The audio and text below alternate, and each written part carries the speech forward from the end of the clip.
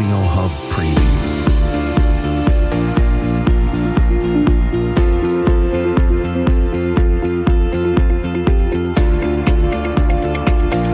Bonjour, je remercie donc Céline Bertrand d'avoir accepté de répondre à quelques-unes de nos questions sur la périnatalité et les perturbateurs endocriniens.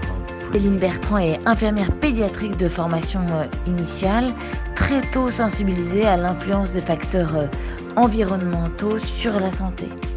C'est en tant que collaboratrice de la Société scientifique de médecine générale belge que je vous interroge aujourd'hui, d'autant que vous êtes partie prenante de la formation des professionnels de santé par rapport à l'impact des facteurs environnementaux sur la santé. Ainsi, quels seraient les effets de l'exposition au PE au cours de la grossesse? On sait aujourd'hui, et là où les données s'accumulent le plus, c'est que donc les expositions paternelles et maternelles, donc pas que maternelles, mais donc en période préconceptionnelle, et les expositions maternelles pendant la grossesse sont associées à plusieurs problèmes et plusieurs pathologies. Et donc aujourd'hui, on a vraiment un nombre important et croissant de preuves qui démontrent que ces expositions aux perturbateurs endocriniens, en particulier pendant les périodes vulnérables et critiques, comme la période préconceptionnelle et prénatale, peuvent entraîner toute une série de conséquences sur la santé, mais qui peuvent aussi se manifester tout au long de la vie de l'individu. Et donc ça va inclure notamment les impacts sur les issues de la grossesse, comme la prématurité, la croissance fœtale, les impacts sur la fertilité de la descendance, les maladies chroniques pédiatriques comme l'asthme, le diabète, le développement neurologique et le cancer.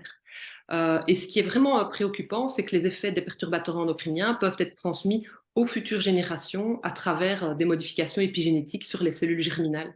Donc on va parler là d'effets épigénétiques transgénérationnels. Et au vu des différentes preuves présentées, quels sont les obstacles alors à la diffusion de l'information?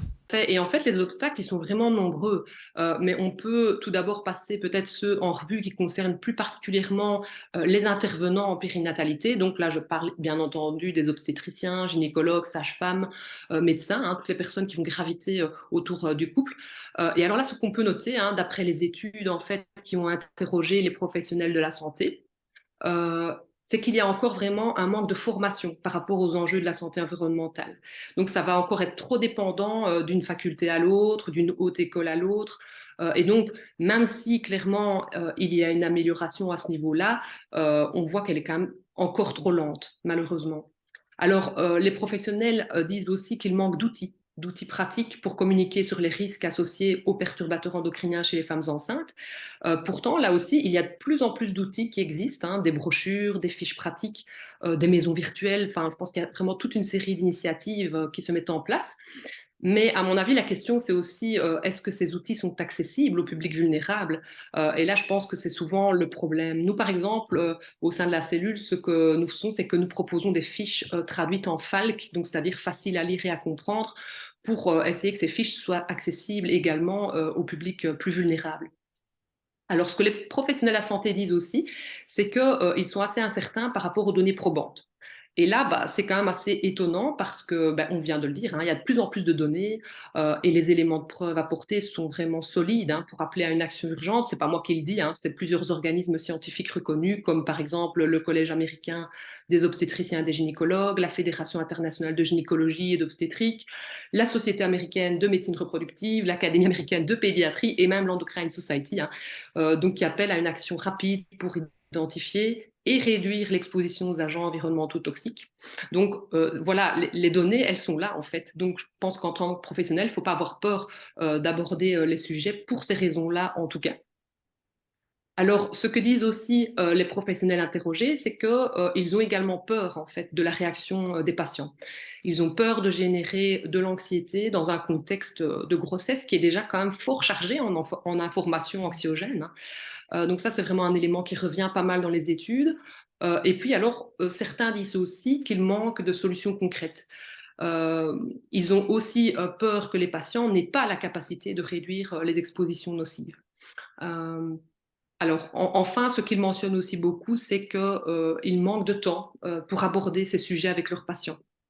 Mais donc, la conclusion, c'est qu'il reste quand même énormément d'efforts à faire à ce niveau-là pour améliorer vraiment la sensibilisation et l'information des personnes en âge de procréer, et puis bien sûr des couples et des femmes enceintes.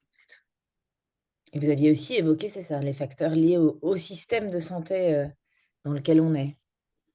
Oui, tout à fait, parce que c'est vrai que là, il faut quand même mentionner que nos systèmes de soins de santé sont focalisés sur le curatif et délaissent quand même la prévention et la promotion de la santé. Alors, on voit effectivement dans les différents plans nationaux, régionaux qui concernent les perturbateurs endocriniens que la problématique est prise en compte par les différents gouvernements, mais sans doute pas avec le degré d'urgence nécessaire. Il y a vraiment déjà beaucoup d'efforts, il faut le dire, qui sont effectués, mais ce n'est sans doute pas suffisant. Par exemple, concernant la formation des professionnels, il y a déjà quand même pas mal de choses qui sont faites, notamment pour développer la formation continue, mais aussi la formation initiale. Mais ce qu'on peut dire là, c'est qu'il faudrait qu'en parallèle, il y ait aussi des mesures politiques qui soient prises pour protéger la population plus efficacement. Donc, interdire la production et l'utilisation des substances. Et là, concrètement, les actions se font attendre. Donc, on peut là citer l'exemple de la révision du règlement REACH qui devait avoir lieu. REACH, pour rappel, qui est le règlement européen qui sécurise la fabrication et l'utilisation des substances chimiques dans l'industrie européenne. Et donc, cette réglementation devait être révisée, comme j'ai dit, et cependant, ça a été freiné, notamment, on le sait, par les lobbies de l'industrie chimique. Mmh. Donc finalement, on est quand même face à une situation problématique où on met beaucoup la responsabilité sur l'individu qui doit se protéger, sur le professionnel de la santé qui doit informer, qui doit sensibiliser, mais en amont, on ne prend pas les mesures de protection qui s'imposent et qui seraient pourtant plus efficaces pour toute la population et pas seulement pour ceux qui ont la capacité de se protéger. Voilà, c'est un petit peu ici ce qu'on peut dire par rapport aux facteurs qui sont liés au système de santé. Question essentielle, quels conseils pratiques à retenir pour les femmes ayant un désir de grossesse? Il faut mieux intervenir avant la conception. On l'a vu, il y a différentes études qui montrent justement l'impact des expositions avant la conception. Et donc, c'est à ce moment-là qu'on va être le plus efficace, puisqu'une fois que le diagnostic de grossesse est posé, on est parfois déjà à 8 semaines, 10 semaines, voire plus pour certaines. Et donc, la période de développement embryonnaire est déjà terminée. Donc, il faut vraiment mieux intervenir avant. Et ça, les études sont claires à ce niveau-là. Donc voilà, mais si on veut vraiment cibler quelques conseils, parce que c'est ça, ça va être ça un petit peu le problème, c'est de ne pas noyer les gens dans un tas d'informations. Donc si on veut vraiment cibler quelques messages importants et peut-être plus accessibles, quoique c'est encore discutable, on va le voir, mais voilà, on peut déjà citer la question de la qualité de l'eau. Et donc là, la recommandation, c'est de filtrer l'eau du robinet avant de la consommer. Alors, on sait bien que là, justement, c'est un conseil qui va peut-être entraîner des coûts supplémentaires pour les familles, pour les gens. C'est vrai que l'achat, par exemple, de cartouches filtrantes au charbon a un coût, évidemment, mais si on le compare avec l'achat de bouteilles d'eau en plastique ou même en verre, je pense que ça peut être en fait finalement assez raisonnable. Mais en tout cas, c'est important. Pourquoi? Parce qu'il y a de nombreuses études qui montrent quand même que dans l'eau de distribution, il y a des résidus de médicaments, il y a des résidus de pesticides, de perturbateurs endocriniens. Et donc, on ne peut pas ne pas en parler, en tout cas. Alors, ensuite, peut-être privilégier donc les aliments issus de l'agriculture biologique, non transformés de préférence, et issus de filières de qualité. Donc, c'est vraiment un conseil aussi très important pour diminuer l'exposition aux pesticides, mais aussi aux additifs et aux perturbateurs endocriniens qui sont souvent présents finalement dans les aliments industriels hyper emballés et transformés. Alors, troisième conseil, c'est d'éviter un maximum le plastique dans la cuisine, donc que ce soit au niveau des emballages des aliments, des contenants alimentaires, des ustensiles qu'on va utiliser. Je pense par exemple aux moules de cuisson, aux poêles. On a beaucoup parlé des poêles en téflon, évidemment. Donc, on va remplacer ces ustensiles par des ustensiles de cuisine plus sûrs, donc comme en fait la faïence, l'inox, etc. Alors, quatrième conseil, c'est peut-être de réduire la quantité de produits cosmétiques et d'hygiène qu'on va utiliser et de privilégier la qualité. Donc, on va aller vers des produits certifiés et là aussi, les produits avec une liste d'ingrédients la plus courte possible et si possible, des produits solides et plus bruts finalement. Là, on va ainsi diminuer là aussi l'exposition par voie cutanée, mais pas que, hein, parce que quand on applique un produit cosmétique, finalement, il y a aussi une partie qui est inhalée et il y a aussi une petite partie qui peut être ingérée, je pense par exemple aux produits de maquillage.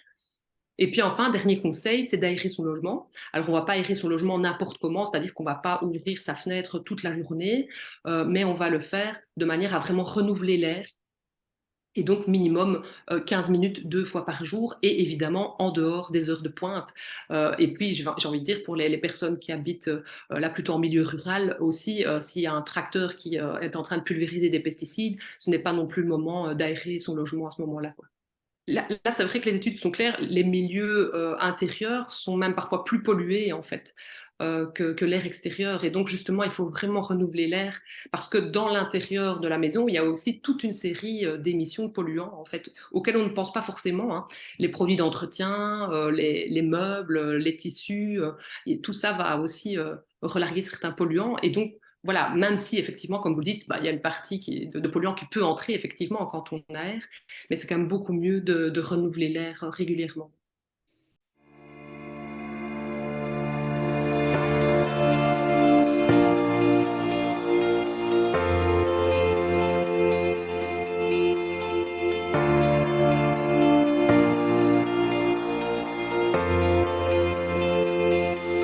Audio Hub Preview.